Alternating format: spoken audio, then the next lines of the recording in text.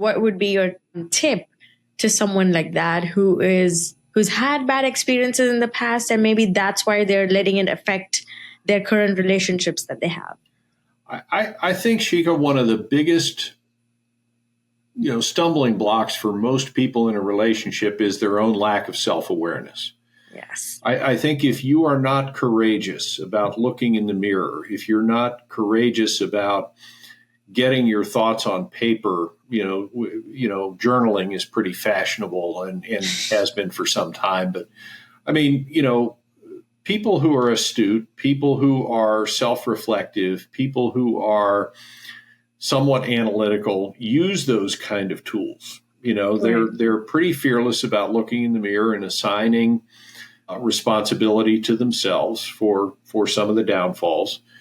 And I think, they're probably also pretty fearless about getting thoughts out and on paper so that they can be disarmed in some cases. Some of the spiraling that goes on and the doom scrolling that goes on in your own mind, correct, a lot of that can be helped if you just get it out on paper and begin to journal about it and recognize that you're part of this problem too. I think too many of us point outward at other people and say, well, it's his fault, it's her fault.